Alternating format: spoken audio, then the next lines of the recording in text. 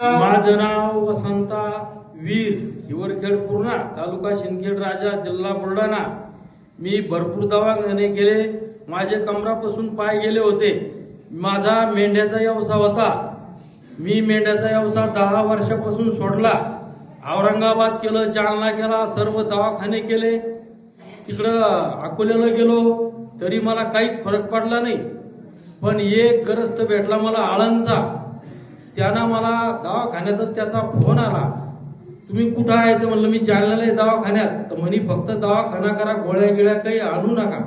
मी गोळ्या गिळ्या काहीच नेला नाही आणि तिसऱ्या दिवशी त्यानं मला इथपर्यंत आणलं। इथपर्यंत आणल्यावर मी इथं आल्यावर 12 वाजता इथं गाडी आली। गाडीत झोपल्यावर माझ्या अंगावर 3 गुण असे बाबा बसले झोपामध्ये, स्वप्नामध्ये पूर्ण त्यांनी मला दाखवलं। मी पहिला महादेवाचा भक्त, मी पहिला मेंढ्याकडे राहत होतो, तर माझ्या मेंढ्याजवळ लांडगा कधीच येत नव्हता, चोर येत नव्हता, आणि आले तर मी सोबत्याला सांगाय बंदे कपडे अंगावर घेऊन झोपा, आपले बाबा आपल्या पाठीमागे उभे आहे। तर माझ्या आयुष्यात कधीच माझं पिल्लू लांडग्यानं नेलं नाही। तर मी या बाबाचे पाय धरल्यापासून आता ही माझी 5वी वारी आहे, आणि 5व्या वारीमध्ये माझ्यावाला मला आता काहीतरी दुःख आठवतं नाही, तर मला चालता येत नव्हतं आणि बसता येत नव्हतं। मी असा वावरात गेलो कशात गाडीत बसून की मला वाटतं मी फाशी घ्यावं नाही तर एंड्रेस घ्यावा, पण इथपर्यंत आल्यावर मी सर्व क्लिअर झालो। ज्या दिवशी दवाखान्यातून घरी आलो त्याच्यावर तिसऱ्या दिवशी इथं आलो। इथं आल्यानंतर मी गोळी तवापासून खाल्ली नाही। 3 वाऱ्या माझ्या गुरुवारच्या झाल्या आणि 2 वाऱ्या माझ्यावाल्या पौर्णिमेच्या झाल्या। मी क्लिअर झालो बाबाच्या आशीर्वादाने। स्वागत करूया। आणि इथला भक्त जो कोणी असेल त्याने सांगितलं, तुम्ही जालन्याच्या हॉस्पिटलमध्ये गेलात का? हो। फक्त म्हणजे तिथं गेल्यानंतर डॉक्टरला दाखवा, गोळ्या घेऊ नका। ह्याला वाटलं तर असं कसं काय?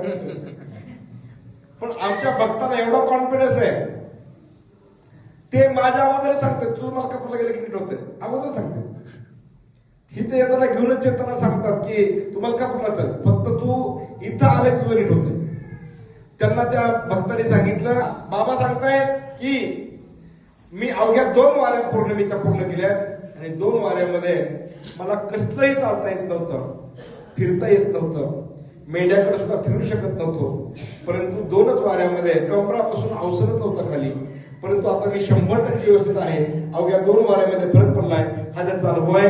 टाळ्याच्या गजरामध्ये चलून दाखवता, चलून नव्हतं, फिरता येत नव्हतं, परंतु आता मी चालूनही दाखवतो। एवढंच नाही तर त्यांना मी येताना पळत पण यायला लावणार आहे। चालू शकत नव्हते, परंतु इथला आशीर्वाद घेतल्यानंतर आता ते चालू शकतात।